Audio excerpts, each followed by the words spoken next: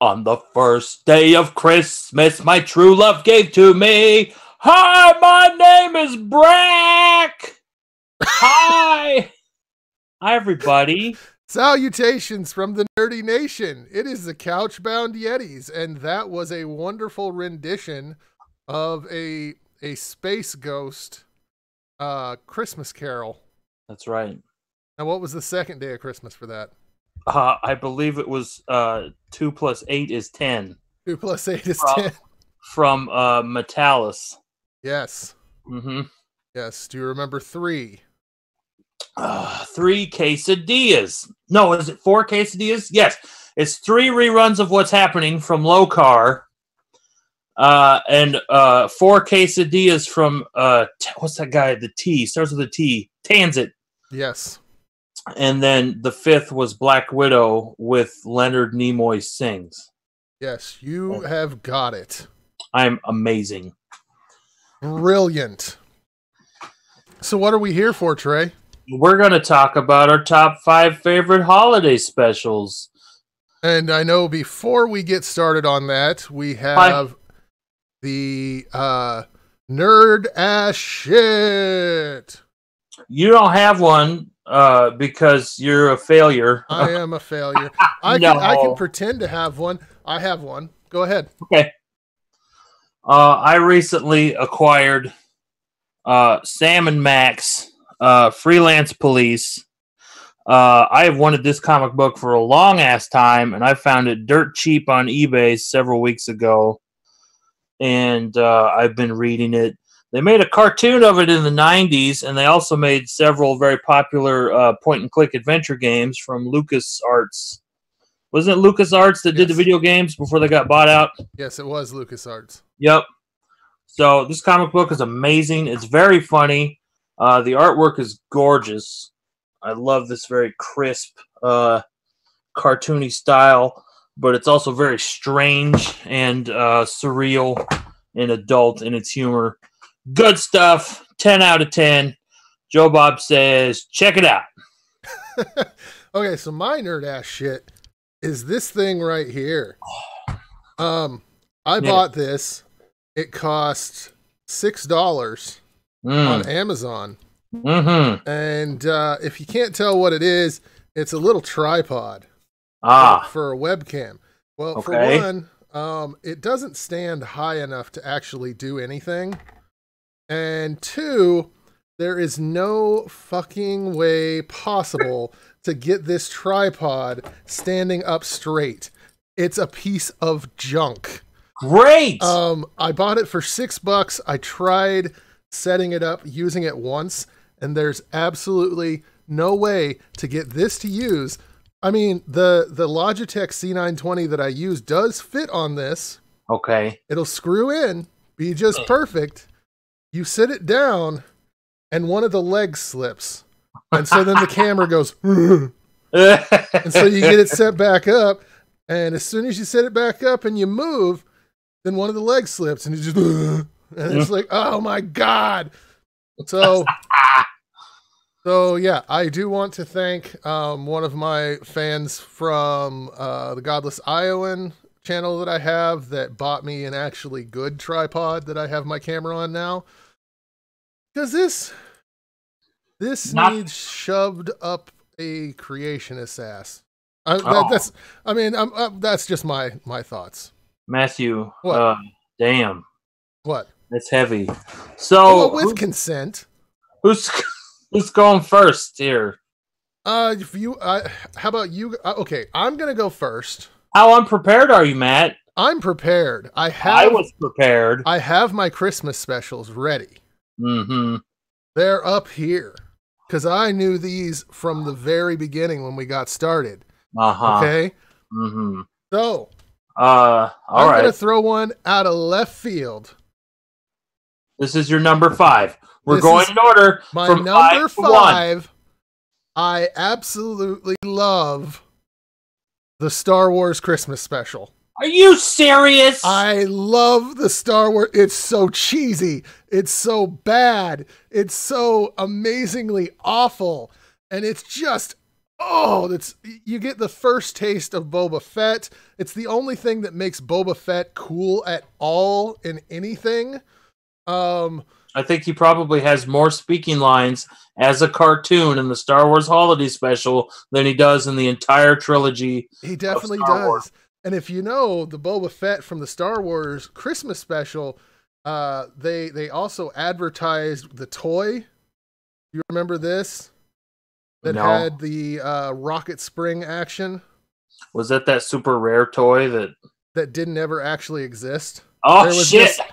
That is very rare. Yeah, there was prototypes for it, and you were supposed to be able to send in a bunch of, I don't know if it was box tops or what, but you'd send it in, and you were supposed to get this toy that they showed during the special, but the toy you got was totally different.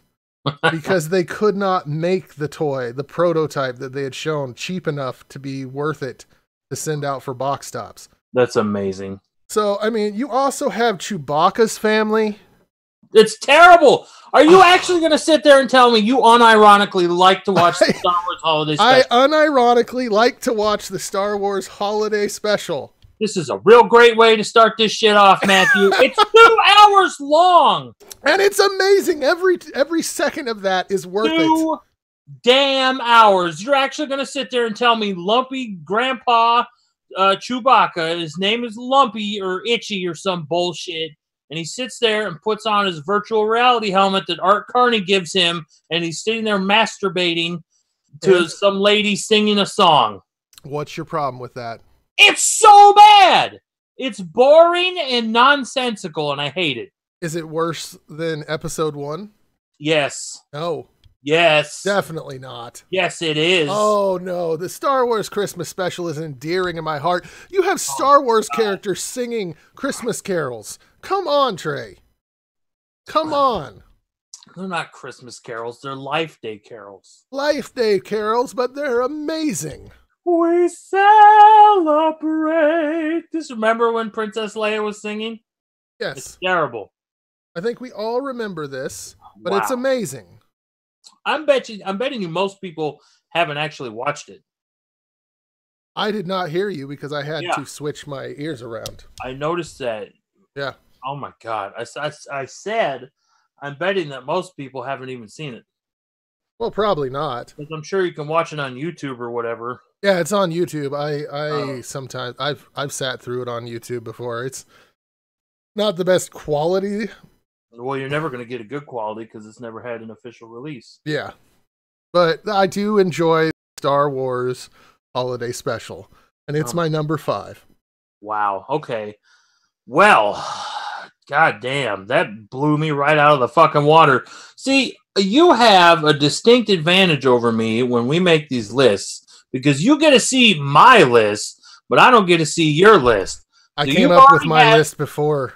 You've already had time to sit there and think about the shit that I am going to say, but like all your shit's got to blindside me. Star Wars fucking Holiday Special. This is a farce. The rest of this will be nuts. This is not a farce. Okay, all right. I will take your word for it that you legitimately enjoy it. I do. Go ahead. Blows my fucking mind. What's your number 1 or my number 5 favorite Christmas special? Let me do a little bit of a preface. I completely hate Christmas. I have no love for Christmas. Which makes sense on doing a Christmas special. The love of Christmas that I had as a child died within me. Like, especially after, like, when you live, Christmas is not for lonely people, okay? Christmas is for people who have families who love them. And, you know, I have friends like yourself, and y'all's invited me down here, and it's very sweet. Okay, I appreciate that. And I do have friends who care about me. But on Christmas Day, I'll probably be working. I'll be in my horrible day job. And, you know, it's going to be just another day for me. Will you be whistling Christmas carols as you squeegee jizz? No, Matthew. Should. I don't believe we've established on this channel what my day job is. So that's Oh, great. I'm sorry. Anybody who's watched this. I thought we talked about that the first show. No, we talked about it on your other channel. Oops. There we go. So, yes. For anybody who didn't know, my day job when I'm not drawing pictures. No, I'm not a fluffer. A porno shoot. I am a janitor at a pornography store. So that's something to be proud of to write home to your mom. Anyway, not a big fan of Christmas. So some of my choices may surprise you. Some of them might not. My first choice, my number 5 favorite Christmas special is Emmett Otter's Jug Band Christmas. God damn it. Yes. There ain't no hole in the wash tub. Yeah, I love this little show. Okay, I first saw it like 7 years ago. I had never seen it before. Oh, you know what? That's not true because I saw it like in 3rd grade because they played it for us in 3rd grade around Christmas time. And it's really fun. Like a lot of these Jim Henson specials, like there's one called like The Christmas Toy, I think, that was basically Toy Story several years before Toy Story. Yeah, I remember that. And they always had like this dark quality to them, a very adult and a very kind of ominous quality to them, along with the bright, cheerful things. But in Emmett Otter's Jug Band Christmas, you got this Otter family, and it's like Emmett and his mom, and they sing, and they're like really struggling for money, and there's going to be like this song contest, and they want to win it because the grand prize is a whopping $50. Yep. So it's really, really a very sweet little story, and it's got my favorite characters. We were going to try to show clips from this, but it didn't work out. But my favorite characters are this band of street toughs. They call themselves the Nightmare, and they play this song in the talent show called the River Bottom Nightmare Band, and it's so great. It's just a wonderful thing. But like it has some really genuine emotional parts to it that really got me. Like they sing this song about the river meeting the almighty sea, and it's like it choked me up a little bit because it's very earnestly done and it's very genuine in its emotions. Yes. So I really enjoyed it. This is going to be absolutely the only sentimental or sappy a choice for Christmas specials for me. It's the only one that really connected with me on an emotional level because Jim Henson didn't produce things that were like super corporate for the most part. All of his stuff came from like a genuine place of creativity and imagination. And, you know, maybe less so as he got older, especially when he was trying to work that deal out with Disney right before he died. But it's not cynical. Emmett Otter's Jug Band Christmas is completely genuine in its emotions, and that's part of what really endears me to it. It is. I love that. So my number 4, I will preface this by singing my absolute favorite song from this. Here we come a waffling along the field so green.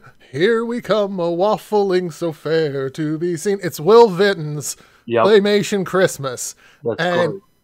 Absolutely love that Christmas special. It's got it's got some weird parts to it too, like the joy to the world part. I think that's kind of creepy. It's really good. I love it. Yes. I've seen it several times. I love Will Vinton's, all of his shit that he did. If we had done one of these for Halloween, his Halloween special would have been right up there. Oh yeah. And not only that, like it's hosted by dinosaurs. Yeah, Rex is the T-Rex. I don't remember the Styracosaurus's name. It's a red humanoid T-Rex with kind of, he talked like this. I don't know whose voice this is, but this is the way he talked. It's wassail. Wassail. Wassail. And then there was the portly Styracosaurus. And he had kind of a nebbish nerd voice, and he had glasses. It's super fun. I love Will Vinton's claymation show. Oh, yes. I didn't mean to steal your thunder. No, they're fantastic. I can't say, like, I have to watch it on YouTube. I don't think there's any channels that show Will Vinton's Christmas classic anymore. That's a shame. You can get all of his holiday specials on DVD, though. It's expensive, though. Is it? It might be out of print. That sucks. It was like $60 or $70 when I checked the last time. Shit. Yeah, it's like, oh man, there's just no way that I could do that. But it's a fantastic Christmas special. Look it up on YouTube. It's claymation, so if you're into that, it's great. Will Vinton, not Will Wheaton. No, Will Vinton. It's not the Wesley Crusher Christmas special. Yeah, it's a claymation Christmas. You could probably find it doing that. It's also got, I think, the California Raisins do We Three Kings, and then it has Carol of the Bells with Quasimodo and a bunch of anthropomorphic bells, and one of them's like dumb. Did you say California Raisins sing We Three Kings? Because I don't think that's not the song they sing. Pretty sure it is. Because the We Three Kings part is singing camels. Oh, yeah, okay. Yeah, I think you're right. What do they sing? They're in it, though, aren't they? Yeah, the California Raisins are in it, and they sing, is it Santa Claus is Coming to Town? I think you're probably right. I don't remember. Rudolph. No, they sing Rudolph, because in the end, one of the... Yeah! Has the red nose. And they like go out onto the street and then Santa sleighs there. Yes. Oh my God, man. I'm getting super nostalgic fucking sitting here thinking about it. I fucking love that. Fuck, I wasn't ready for this. It's so good. God damn. But I really like the We Three Kings because it's the camels singing it, and it's cute. And they sing it like normal, and then they get to this like doo-wop kind of Motown sound to it in the chorus, and it's awesome. So what's your number 3? Or is it your number 4? My number 4 is the perennial classic, directed by Chuck Jones, narrated by Boris Karloff, The Grinch Who Stole Christmas from 1966, except no substitutes. Chuck Jones's directing in this is fucking fantastic. And I am the Grinch, very much. Not so much after he has his little epiphany. Oh, he has his little come to Whoville moment. But when he's up in his horrible, stinky cave with his horrible, stinky dog, hating everything.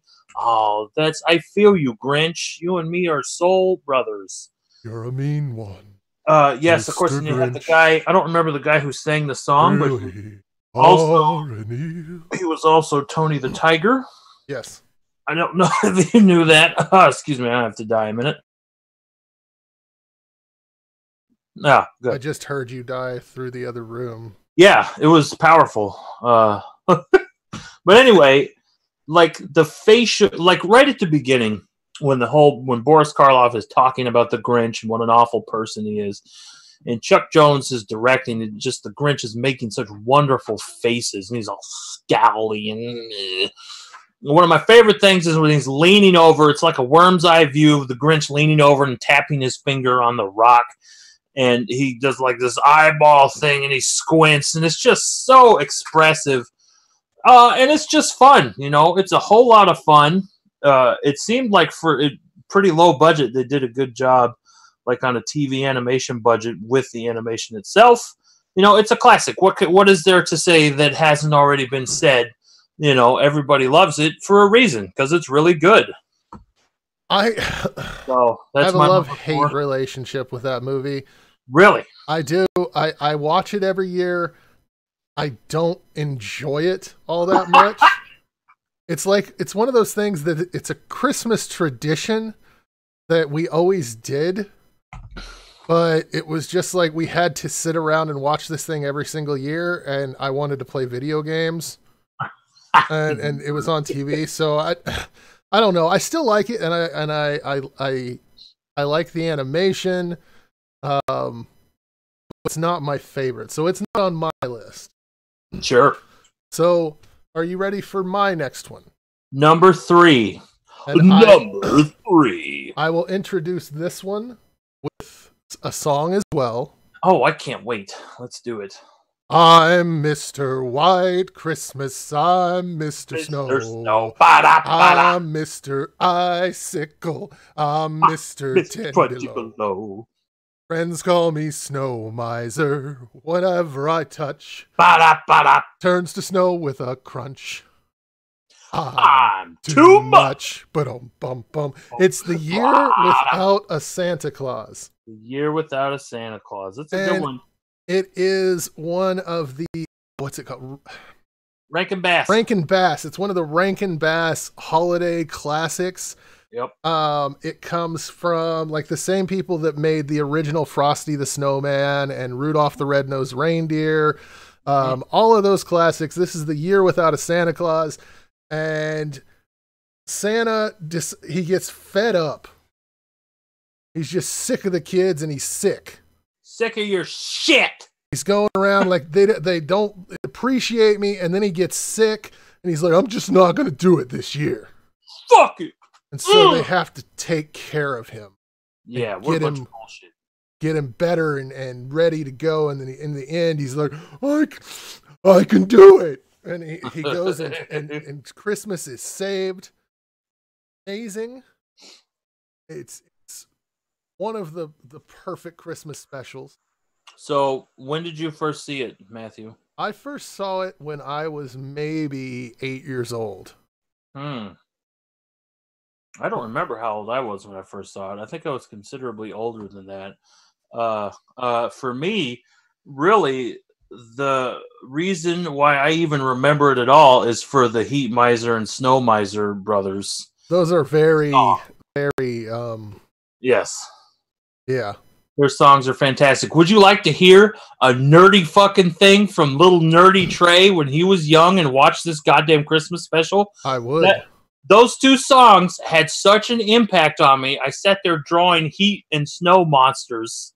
That would be the Heat Miser and Snow Miser's minions. It was nerdy as shit. I was at my aunt and uncle's house, and I'm like, oh yeah! And the snow one is like a bird, and it's like a snowbird. And then the heat one is like a lion, and he's like a heat lion. Sorry. Oh, man. So, yeah. All right, so what's your number 3? My number 3, please let me look. Oh, yes, how could I forget? It is The Nightmare Before Christmas.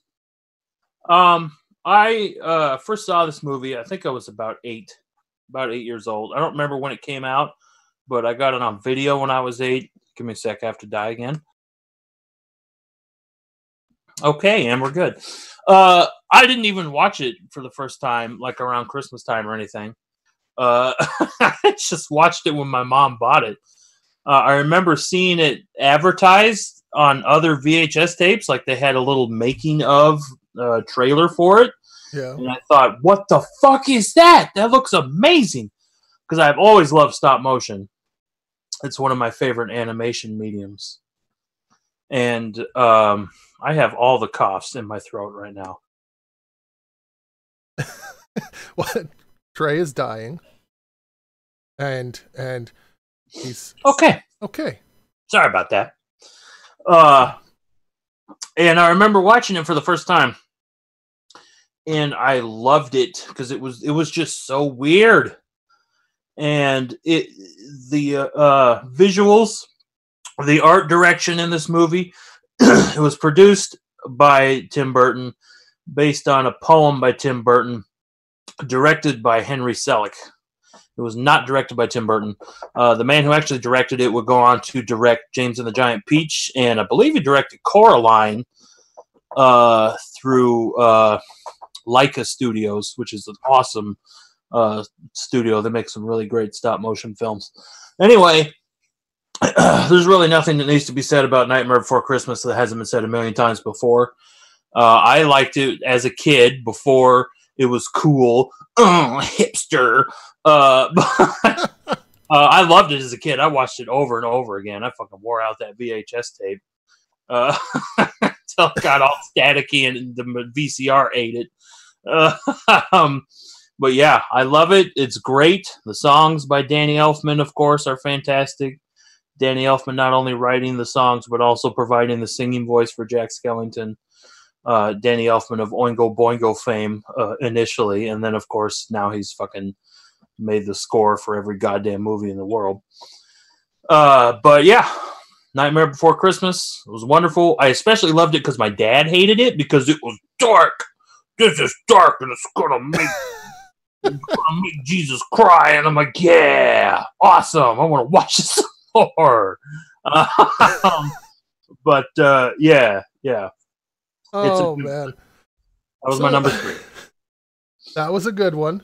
Mm-hmm. So my next one that I'm gonna go with, when it comes to Christmas specials, is, and I think it's probably gonna creep out, Frustrated. I really like The Little Drummer Boy. Is that another Rankin Bass? It's another Rankin Bass. Okay. It's stop motion. I think it's probably their worst stop motion that they did. Like it's like they made it in a rush, so it's really jerky stop motion. Yeah.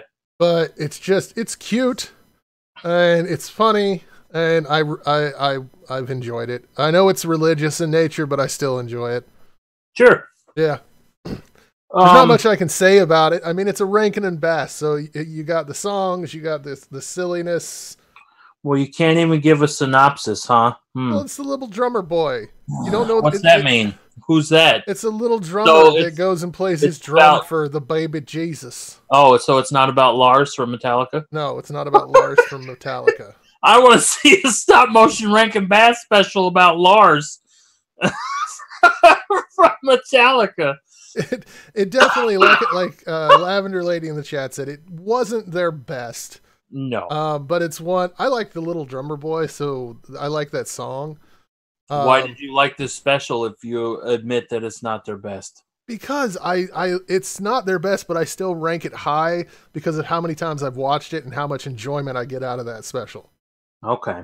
So even though it's not the best stop motion that they have, I still really enjoy it. It doesn't like it does not rank. If you were going with quality, I would probably say that the most quality stop motion that Rankin Bass did was Jack Frost. It's pretty spectacular quality. I would also argue the one where is it Mickey Rooney was Santa Claus, like young Kris Kringle, and it had the ice wizard in the forest. You put Santa Claus is coming to town. Is that what it is? I think that Santa Claus is coming to town. And he has like a little penguin sidekick? Yes. Yeah. And the wizard learns how to walk. Because apparently being an evil snow wizard means you don't walk anymore. He had to go through physical therapy for all the kids at home. Okay. Is it time for my number 2? It's time for your number 2. Okay, so we're going to do number 2, and then we're going to do our runners up, and then we're going to do our number 1. Correct? Okay, yes. Okay, so my number 2 Christmas special is Invader Zim, episode 27, the most horrible Xmas ever. Oh shit, I was going to sing the song like you did. Bow down, bow down, bow down before the power of Santa. It's so good. Just a little recap of my history with Invader Zim. I sat my little chunky little 14-year-old ass down on the couch one day, flipping through the channels, and it came upon this fucking TV show where a little green alien and a robot were running from a monster made up of a bunch of babies. And I thought, what the fuck is this? This is incredible. And then the next one was, I believe it was the one where Zim harvests all the children's organs. And I was just smitten. It was like love at first sight. This fucking cartoon was amazing. I fell in love with it. I had to go research on the internet about the creator, Joan M. Vasquez. And then I found that he had made comic books. And then I read Johnny the Homicidal Maniac and Squee. And it changed my life. Like literally had a profound impact on me, or like artistically. and my sense of humor. And I felt like this cartoon fucking got me because it was so cynical and so bitter and just misanthropic, and like all the kids were stupid and some of them had lobotomy scars. Yeah. It was so dark. It was great. And the very last episode aired was the Christmas special, and they really went out with a bang. It fucking ends with a kaiju fight because Zim, the alien who wants to conquer the Earth, for anyone who doesn't know anything about Invader Zim, and he's trying to infiltrate and pose as a young Earth child in a school. And he makes a Santa suit. It's like a biological, biomechanical suit, a Santa suit, and it starts taking over his mind, and it eventually grows huge in the kaiju size, and then Dib has to make a robot to fight it.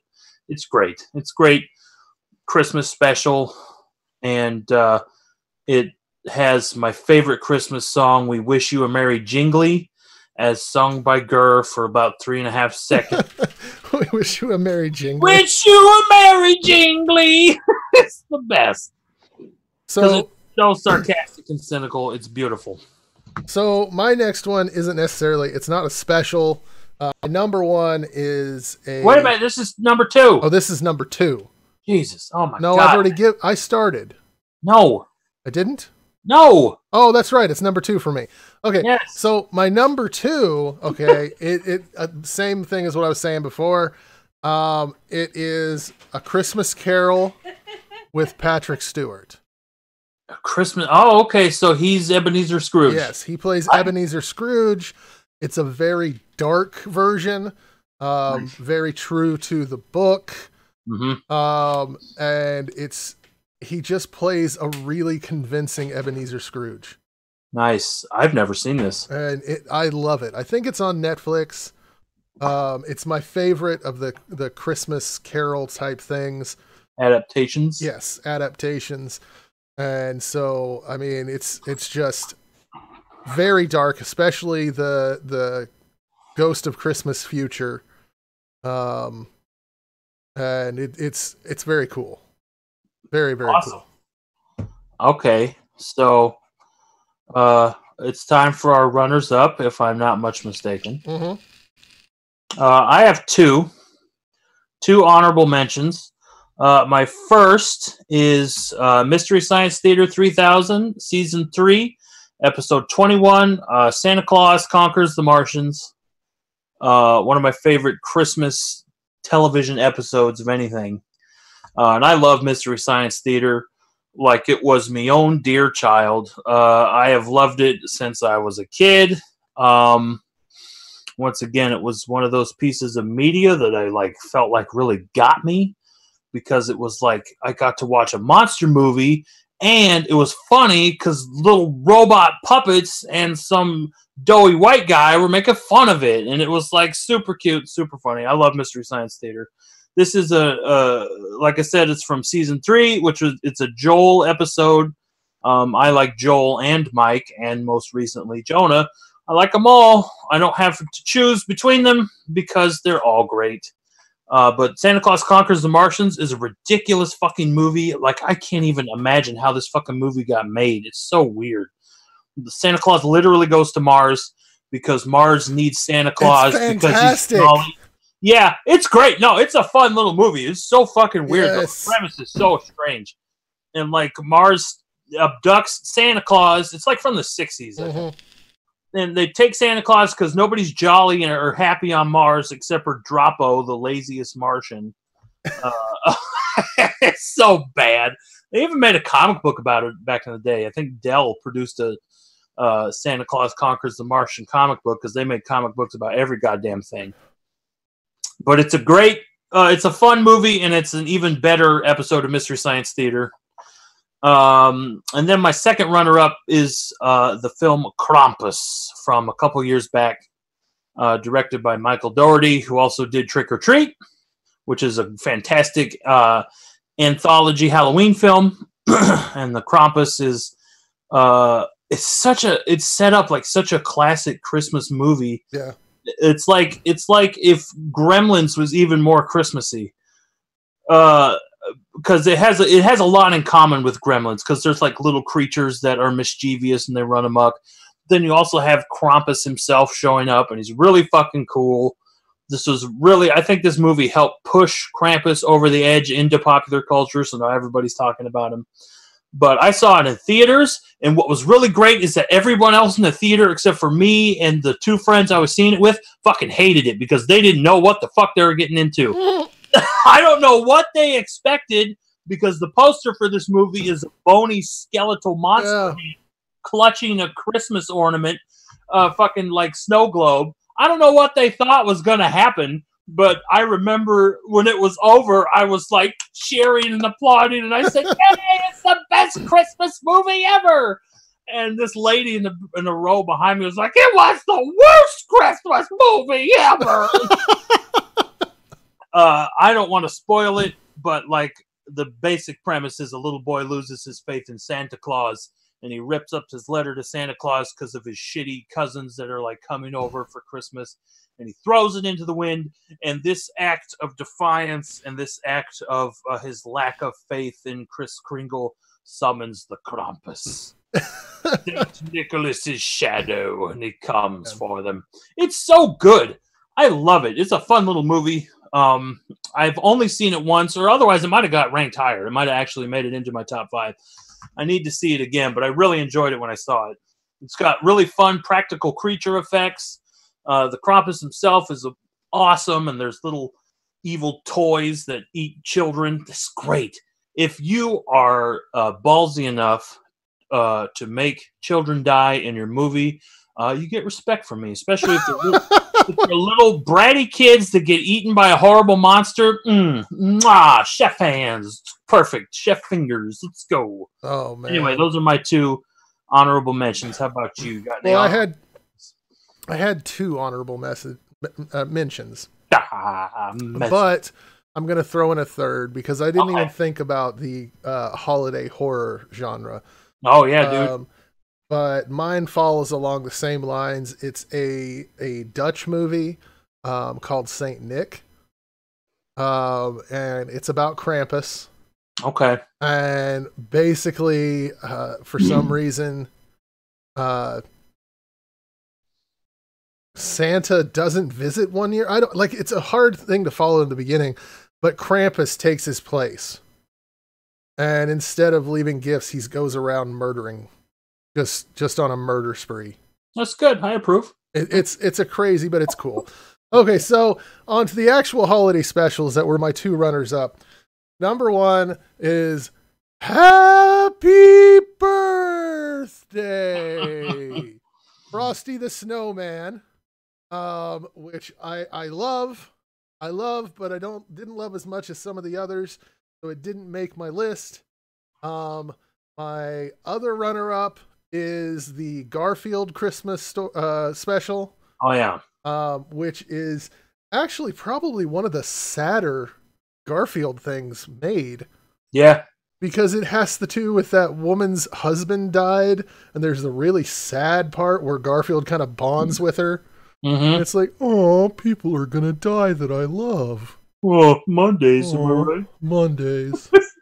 But I love the Garfield Christmas special, especially the end when Odie brings out, like, it can actually make me tearful. Yeah. When Odie brings out his gift for Garfield, and Garfield loves it. I am not a huge Garfield fan, especially the comics. Like, a lot of people love Garfield, and so this is probably a controversial statement, but I think Jim Davis, the creator of Garfield, is a giant corporate sellout hack. He hasn't drawn his own fucking comic strip in like over a decade at least. He gets like ghost artists in there to finish it and shit, and I just have no respect for it, and I don't think it's funny. However, those Garfield animated specials, there's like the Halloween one, and there's a Thanksgiving one. They're really good. Yes, they're fun. Like, Garfield is great for kids. I will admit that. Like, when you're a kid, that's a perfect time to read Garfield. Like, my kid loves Garfield, and I remember really liking Garfield when I was his age, even a little bit older. Like, the art is always very crisp in the comics, and those animated specials are really fun. And I have to add in another runner-up right now because I've seen it in the chat. So I have to break protocol. But the South Park original Christmas special with Mr. Hanky the Christmas Pooh, that's a classic. I love that one as well. The South Park one where they had the little fuzzy satanic animals was cute too. Yes. Really fun. I love that one. I mean, South Park has kind of barreled downhill dramatically in the past 10 years in quality, but yeah, those are pretty good. Not animation. The animation's gotten a lot better. Oh, sure, but like the actual writing is... Yes, it went from more of a... It went from silly, just off-the-wall show to more of a political commentary show. I mean, it's always had it's that still satirical element to it. It's always been satirical, but now...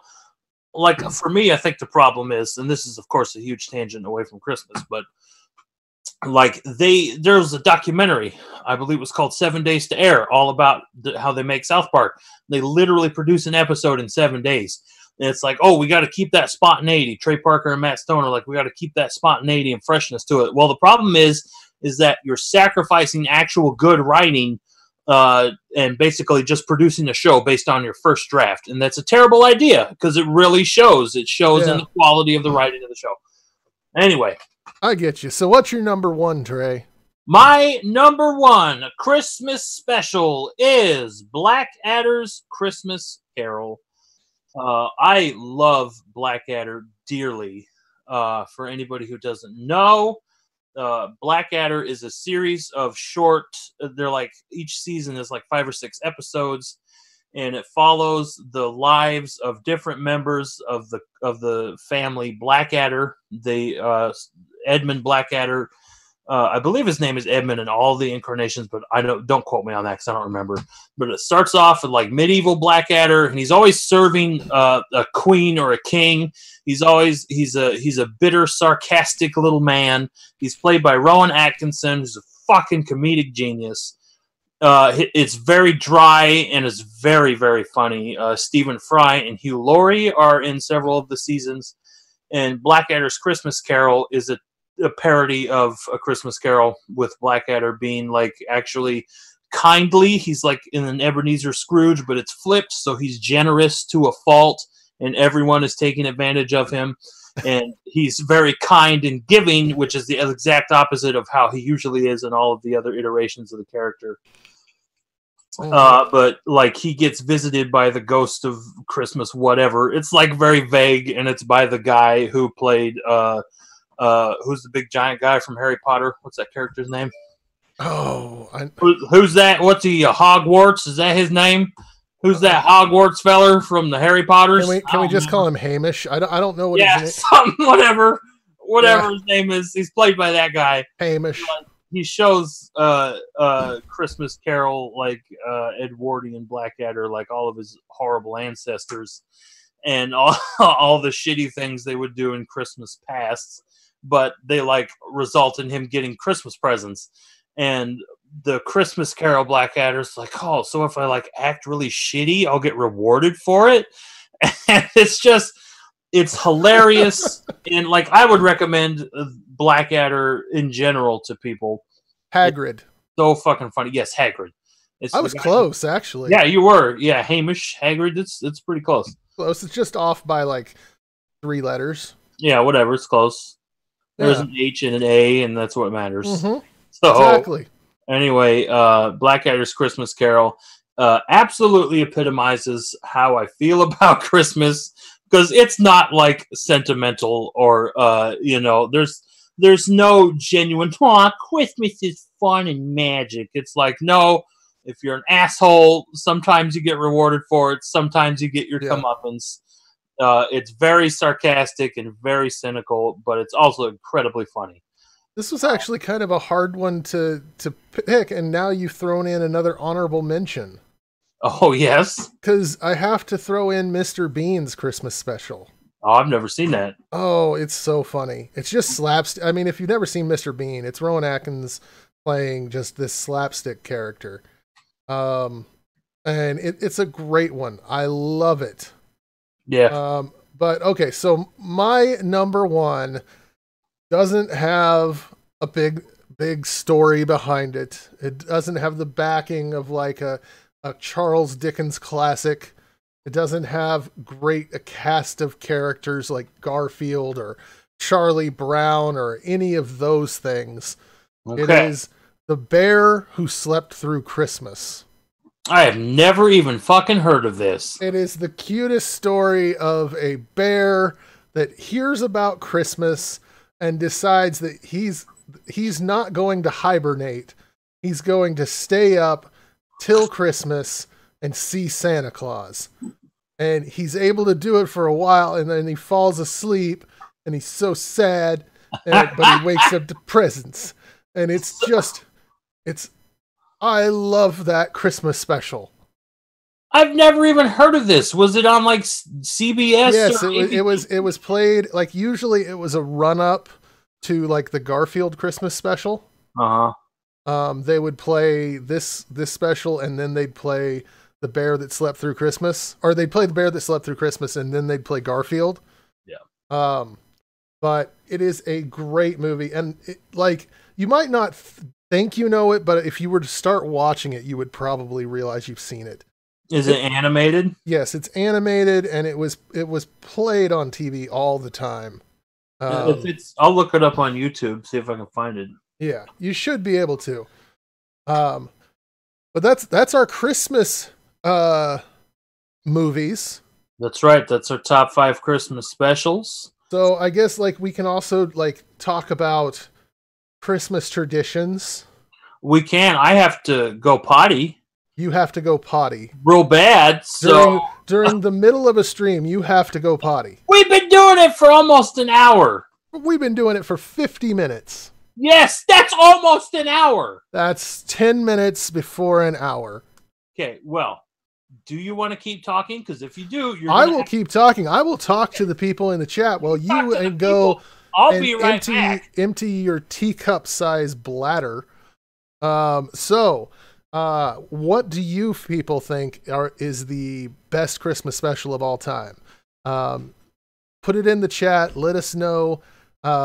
Lavender Ladies, number 1 is A Charlie Brown Christmas. That's a good one. That's another one that kind of falls into the Grinch category with me. We watched it all the time, and I think like it's good. I like it, but it's not one of my favorites. It's not one of the things that I really enjoy. While Trey is going to the restroom, I'll just plug, I'm trying to get to 3,000 subs on my main account. So y'all know who I am, so share me out. That would be nice. 3,000 by Christmas. So Surprised Peanuts wasn't mentioned. Yeah, Peanuts is good up until like the very end, and then it gets all preachy. I really like Charlie Brown Christmas, and then you get to the point where Linus is up on the stage and going, "This is what the real meaning of Christmas is. Long ago, in a land far, far away, a boy by the name of Luke Skywalker was born of a virgin." And I like it, but I don't love it. Trey, what are you doing? My revenge! Why are you in here? I'll kill you, bitch! It's a Wonderful Life. Do you know, funny thing about It's a Wonderful Life is it was considered an absolutely awful movie and wasn't actually released until TV. And then they released it on TV and it became a holiday classic. But It's a Wonderful Life, when it was first produced for theaters, they didn't want to put it out. They put it out in theaters, Matthew. It was considered subversive and communist. Did they put it in theater? I didn't think they put it in theaters. You know what? We have the power of the internet in our hands. Maybe it had a limited run. Let's look. I'm going to look it up on the Google. I'm doing much better now because I voided my bladder. That's good. I'm looking it up. I, on the other hand, can hold my bladder for more than an hour. Matthew shaming me because I have diabetes. Santa Claus is skipping your house. Let's see. Yeah, suck on that vape, you fucking hipster. Hurry up, Google. Time's a wasting. Wait, I can just look it up on your computer. I am not a clever man. No, you're not. Not a clever man. No, you're not. But I do like It's a Wonderful Life. I'll just preface that. I enjoy that.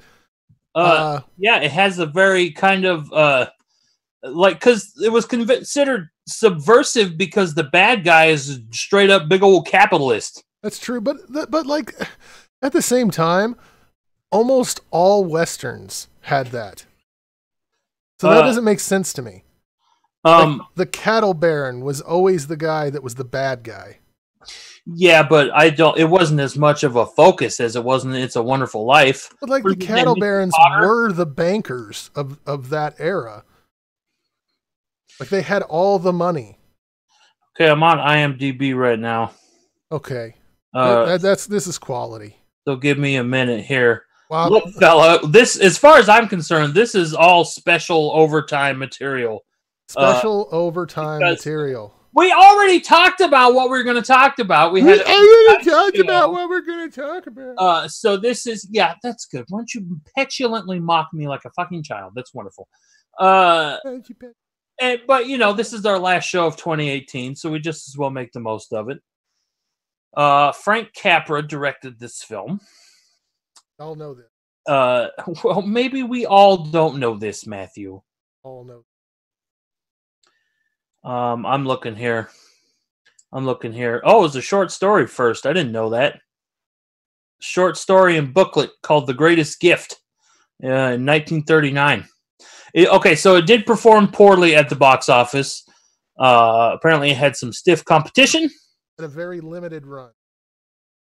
It doesn't say anything about a limited run. I'm pretty sure you're pulling that out of your ass. I remember this from a commentary on the movie. No, it looks like it just had a theatrical release like any other movie. It just performed poorly. And a lot of that was because this was during the McCarthy era, and it was considered subversive and fucking communist propaganda. I can't find. Here it is. Okay, I'm back. Hi, how's it going? Oh, people have said the Doctor Who Christmas special. Which one? To that, I would say which one. I don't know which one they're talking about. There's been several. Like most recently, there was the Peter Capaldi one where Santa Claus was actually in it. Was he played by dude from the Cornetto trilogy? Yes. Yeah. Okay. Yes. I don't remember his name. The one that's not Simon Pegg. Yes. Edgar. Yeah. In the movies. I don't know what his actual name is. Yeah, his name was Ed in Shaun of the Dead, right? Yes. Yeah. But there's also like the Muppet Christmas Carol. There's Mickey's Christmas Carol that are all good. I kind of liked that creepy motion captured CGI Robert Zemeckis Christmas Carol that Disney put out, where Jim Carrey was like all the voices. He was Scrooge and he was all the ghosts. Yeah.